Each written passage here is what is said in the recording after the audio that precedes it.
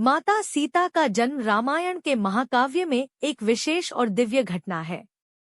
सीता, जो मर्यादा पुरुषोत्तम भगवान राम की पत्नी और हिंदू धर्म में आदर्श नारीत्व का प्रतीक मानी जाती है, उनकी जन्म कथा को विभिन्न पुराणों और महाकाव्यों में विविध रूपों में बताया गया है।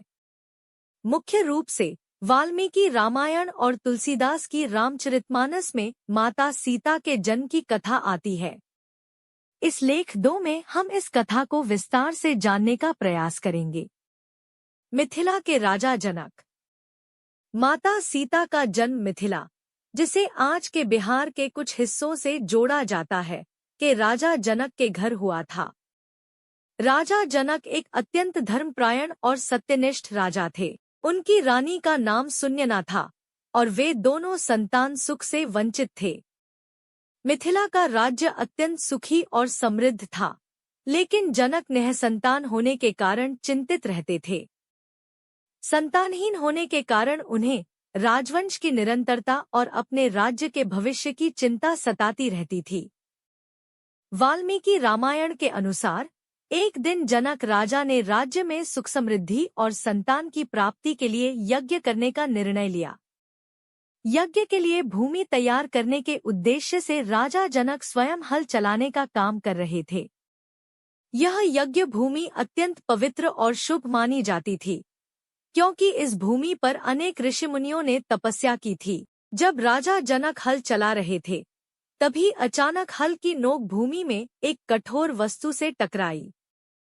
जब राजा ने भूमि को और गहराई से खोदा, तो उन्हें वहां से एक सुंदर और दिव्य कन्या मिली। यह कन्या एक सोने के बर्तन में पाई गई और उसका तेज इतना अद्भुत था कि उसे देखकर राजा जनक और उनके साथ के लोग मंत्रमुग्ध हो गए। यह देखकर राजा जनक ने उस कन्या को देवताओं का वरदान समझा और उसे अपनी पुत्री के रूप में स्वीकार कर लिया। इस प्रकार माता सीता का जन्म दिव्य और अलौकिक रूप में हुआ। जनक और उनकी पत्नी सुनयना को यह दिव्य कन्या पाकर अत्यंत प्रसन्नता हुई। उन्होंने इस कन्या का नाम सीता रखा, जिसका अर्थ होता है हल की नोक। क्योंकि यह कन्या हल चलाते समय भूमि से प्रकट हुई थी, इसलिए उसे सीता नाम दिया गया। इसके अलावा सीता को भूमिजा, भूमि से उत्पन्न, और जानकी, जनक की पुत्री, के नाम से भी जाना जाता है। सीता का पालन पोषण अत्यंत लाड़ प्यार और मर्यादा में हुआ। मिथिला में वह अपनी 4 बहनों के साथ बड़ी हुईं। सीता की 3 बहनें थीं, उर्मिला, मांडवी और श्रुतकीर्ति। वे सभी अत्यंत सुशील, धर्मपरायण और गुणों से युक्त थीं। सीता सबसे बड़ी थी और उनमें अपार गुणों का विकास हुआ। वे अत्यंत सुंदर, बुद्धिमान और कर्तव्यनिष्ठ थीं। उनके रूप और गुणों का वर्णन महाकाव्य में अद्वितीय रूप से किया गया है। माता सीता की कहानी पसंद आई हो तो हमारे चैनल को सब्सक्राइब करें। जय सिया राम कमेंट में जरूर लिखें। राधा कृष्ण प्रेम, भक्ति और विवाह का। राधा और कृष्ण का प्रेम भारतीय संस्कृति में भक्ति, समर्पण और दिव्यता का प्रतीक है। उनकी प्रेम कहानी युगों युगों तक अमर रही है। लेकिन एक प्रश्न जो सदियों से लोगों के मन में बना हुआ है, क्या राधा और कृष्ण का विवाह हुआ था? इस रहस्य को समझने के लिए हमें उनकी कथा को गहराई से देखना होगा। राधा और कृष्ण की पहली भेंट। राधा और कृष्ण का प्रेम जन्मों से बंधा हुआ था।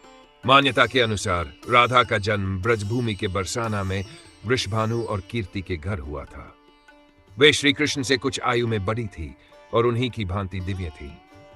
कृष्ण का जन्म मथुरा में हुआ, लेकिन कंस के अत्याचारों के कारण वसुदेव जी ने उन्हें यशोदा और नंद बाबा के पास गोकुल पहुंचा दिया। वहीं कृष्ण ने अपनी बाल लीलाएं की, गाय चराई और बांसुरी बजाई।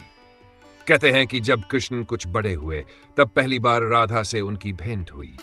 यह भेंट यमुना किनारे हुई थी, जब कृष्ण अपनी बांसुरी की मधुर ध्वनि से ब्रजगोपियों को मोहित कर रहे थे।